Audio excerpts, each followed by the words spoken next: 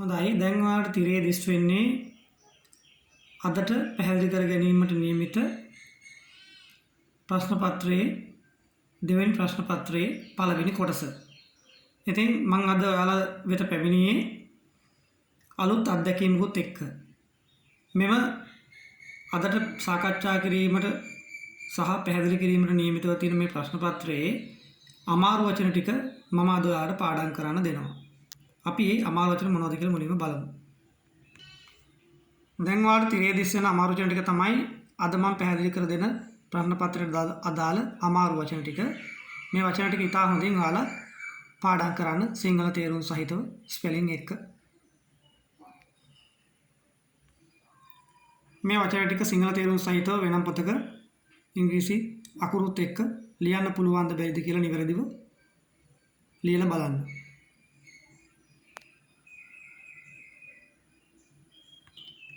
මේ සෑම වචනයක්ම අර ගහට ගහක් මොරටුවේදී එකට මුණ ගැහෙනවා කියන වගේ ඔයාලගේ ඉංග්‍රීසි ප්‍රශ්න පත්‍රයේදී අනිවාර්යයෙන්ම මේ සෑම වචනයක්ම වගේ ඔයාලට මුණ ගැහෙනවා. ඒක නිසා වචන පාඩම් කිරීම ඉතාම වැදගත්.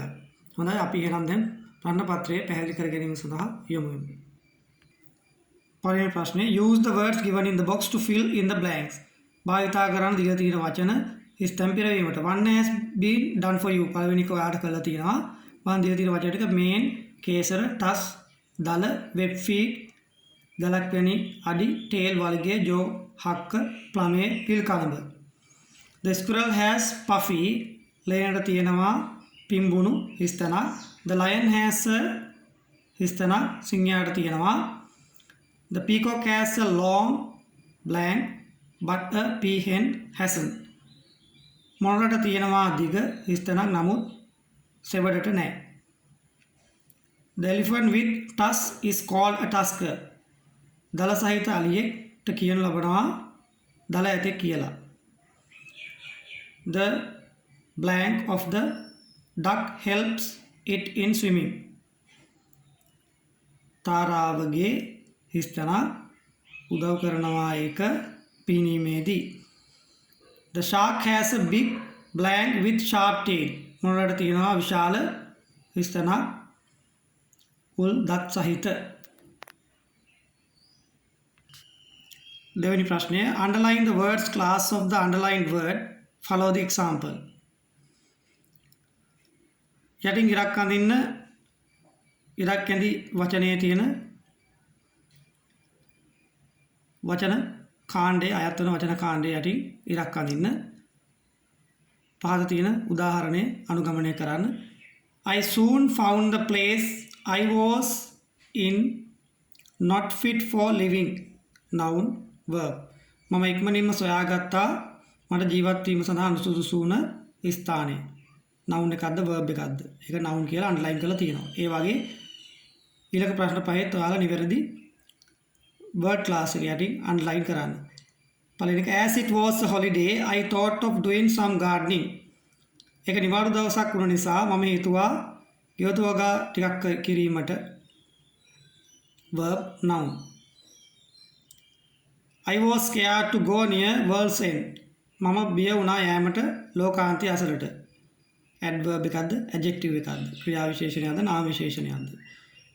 people identify us by our names. මිනිස්සු හඳුනා ගන්නවා අපව අපේ නම් වලින්. verb noun. ක්‍රියාපදයක්ද නාම පදයක්ද? he started running swiftly over the sand to escape. ඔහු පටන් ගත්තා දිවීමට ඉක්මනින්ම වැලි උඩින් ගැලවීමට. adjective එකක්ද adverb එකක්ද? Anne Frank was a Jewish girl. Anne Frank උනා යුදෙව් ගැහැණු ළමයි. adjective එකක්ද adverb එකක්ද? තුන්වෙනි ප්‍රශ්නයේ තියෙන picture description එකක් හොඳින් බලන්න පැහැදිලි කරන් තියෙන පින්තූරය. ඒකට අදාළ විස්තරය හිස්තැන් සහිතව ඔබට දීලා තියෙනවා. ඒකට අදාළ හිස්තැන් වලට අදාළ වචන ටිකක් දීලා තියෙනවා. හොඳින් බලන්න. පින්තූරය ඉතා හොඳින් පැහැදිලිව Taman තේරුම් අරගෙන හිස්තැනට අදාළ වචන යට දීලා තියෙන කොටු ඇතුලේ තියෙන වචන වලින් තෝරලා ලියන්න. මම මේ වචන ටික පැහැදිලි කරන්නම්. bench බංකුව, hat තොප්පිය, sitting වාඩි වෙලා, next to ඊළඟට little කුඩා, women කාන්තාවන්, crutches කිහිලිකරු, consult උපදෙස් ලබා ගන්නවා, helping උදව් කිරීම, holding අල්ලගෙන, leg කකුල. ඉතින් මේ ආදි වශයෙන් තියෙන වචන ටික විස්තරයට යොදලා මේ picture description එක විස්තරය සම්පූර්ණ කරන්න. හොඳයි අපි දැන් හතරවෙනි ප්‍රශ්නේ පැහැදිලි කරගමු. These extractions are taken from a book written on Sri Lanka. මේ උපුටා ගැනීම අරගෙන තියෙනවා ශ්‍රී ලංකාව ගැන ලියන ලද පොතකින්. Match them with their headings. සසඳන්න ඒවායේ මාතෘකා සමග. Follow the example. අනුගමනය කරන්න උදාහරණය. A juicy fruit with small black seeds and red flesh. යුෂ සහිත පළතුරක් කුඩා කළු පාට ඇට සහ රතු පාට මදයක් සහිත. යුෂ සහිත පළතුරක් කුඩා කළු පාට ඇට සහිත සහ රතු පාට මදයක් සහිත. A bitter tasting vegetable. තිත්ත රසය ඇති එළවලුවක්. An aquatic flower with a pleasant fragrance found in purplish blue or reddish pink. ජලජ පුෂ්පයක් ප්‍රසන්න සුගන්ධයක් සහිත දම් පැහැති නිල් හෝ රතු පැහැති රෝස පාටින් සොයාගන්න හැකි ජලජ පුෂ්පයක්.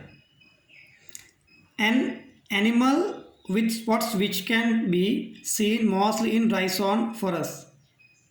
තිස් සහිත සත්වයේ වියලි කලාපයේ වනාන්තරවල බොහෝ සෙයින්ම දකින්න පුළුවන්. The adult males have antlers. වැඩිහිටි පිරිමි සත්වයින්ට තියෙනවා අන්තට්ටු. A tree with heart-shaped leaves considered sacred by Buddhists. හදවතක හැඩයක් ඇති කොළ සහිත ගසක් බෞද්ධයන් විසින් පූජනීයත්වයෙන් සැලකුණු ලබන. This is a spice which is usually used in Sri Lankan kitchens. මේක වෙනවා කුළු බඩුවක් සාමාන්‍ය ශ්‍රී ලාංකික මුළු තැන්ගේ භාවිතා කරනු ලබන. බලන්න B කොටසේ තියෙන වචන ටික pepper, gummies, botree, බෝගස, deer, මුවා, lotus නෙළුම්, watermelon, පෙනිකමටු නැත්නම් පත්තක්ක, bitter gourd, කරිවිල. ඉහළ තියෙන විස්තරයේ තියෙන අංකය ඉදිරියෙන් තියෙන ඒ පැත්ත කොටසින් යොදන්න. පස්වෙනි ප්‍රශ්නේ read this and do the activity. කියවන්න මෙය සහ ක්‍රියාකාරකම් කරන්න. The Indian golden oriole can be found in the Indian subcontinent and Central Asia. ඉන්දියානු රන් පැහැති සිවුරු හොරා සොයා ගන්න පුළුවන් ඉන්දියානු උපමහාද්වීපයෙන් සහ මධ්‍යම ආසියාවෙන්. It can be seen in Sri Lanka during the winter migration. දකින්න පුළුවන් ශ්‍රී ලංකාවේ සීතල සංක්‍රමණය කාලය අතරතුරේ. Its length is 136 to 144 mm and is typically black and vibrant yellow or orange with white markings. දිගින් මිලිමීටර 136 සිට 144 දක්වා වෙනවා. දර්ශී වශයෙන් කළු පාටයි සහ ලෙලදෙන කහ පැහැති එම නැත්නම් තැඹිලි පාටයි සුදු පාට සලකුණු සහිත. Female and immature birds are duller than the male birds. කිරිල්ලිය සහ ලාබාල කුරුල්ලන් නැත්නම් කුරුළු පැටව් දීප්තියෙන් අඩුයි පිරිමි කුරුල්ලන්ට වඩා නැත්නම් කුරුල්ලන්ට වඩා. The adult has a black eye stripe behind the eye. වැඩිහිටි කුරුල්ලගේ තියෙනවා කළු පැහැති ඇස් රේඛාවක් ඇසට පිටුපසින්. It feeds on insect nectar and fruits. පෝෂණය වෙනවා කෘමීන්ගෙන් මල් පැණි වලින් සහ පළතුරු වලින්. They weave a nest in a shape of a cup placed on a fork of a branch. වියනවා කැදැල්ලක් කෝපයක් හැඩති අත්තක විකිල්ලක් මත තැබූ. Its breeding time is from April to August and the female bird lays 2 or 3 reddish brown eggs speckled with black. උගේ පැටවුන් බෝ කරන කාලය අප්‍රේල් මාසයේ සිට අගෝස්තු දක්වා සහ කිරිල්ලිය දමනවා බිත්තර දෙකක් හෝ තුනක් රතු පැහැති දුඹුරු පාටින් කළු පාට ලප සහිත. Its habitats are semi evergreen forests, mangroves, forest edges and woodland. උගේ වාසස්ථාන වෙනවා කුඩා සදාහරිත වනාන්තර කඩොලාන වනාන්තර අද්දර සහ වනල හැබ්බවල්. හොඳයි මම මේ ඡේදය පැහැදිලි කළ අවසానයි. යටින් තියෙන ප්‍රශ්න වලට අදාළ හිස්තැන් පුරවලා මේ ප්‍රශ්නය සම්පූර්ණ කරන්න. හයින් ප්‍රශ්න වශයෙන් ඔයාලට තියෙන්නේ නෝට් එකක්. ඒ නෝට් එක හොඳින් පැහැදිලි කරගෙන ඊටාම කෙටියෙන් අදාළ නෝට් එක ලියන්න.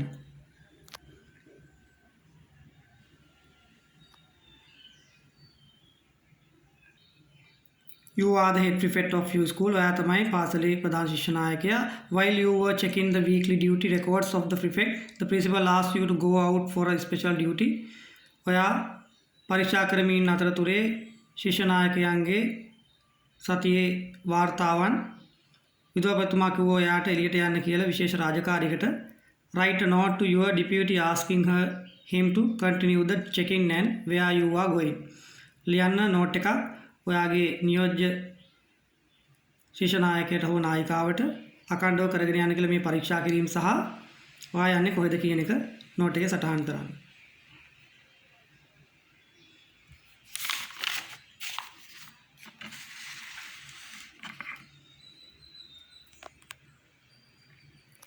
හොඳයි අපි දැන් බලමු 7 වෙනි ප්‍රශ්නය.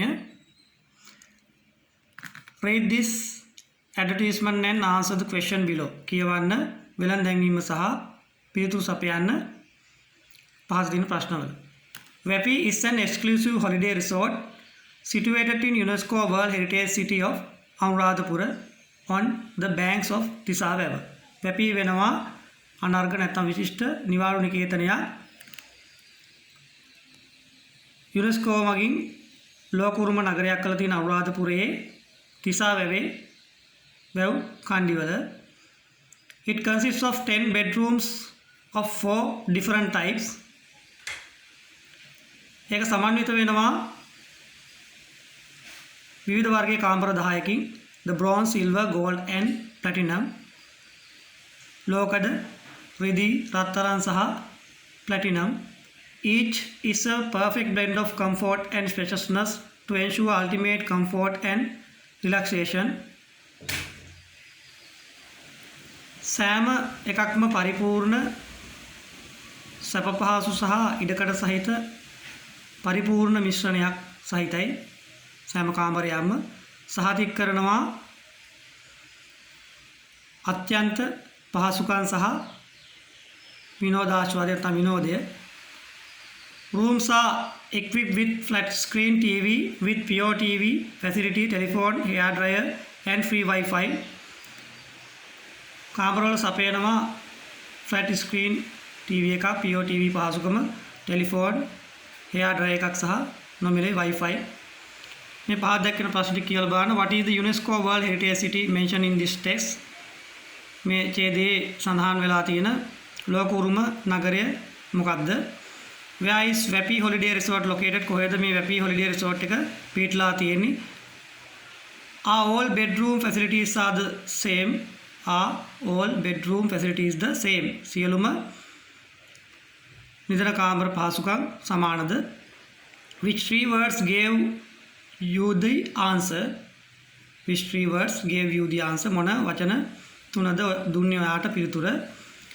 Which word in the text is a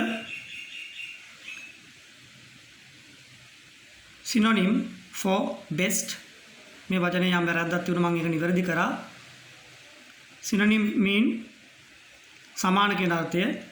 මේ best කියන වචනයට සමාන අර්ථය තියෙන වචනේ හොයලා ලියන්න.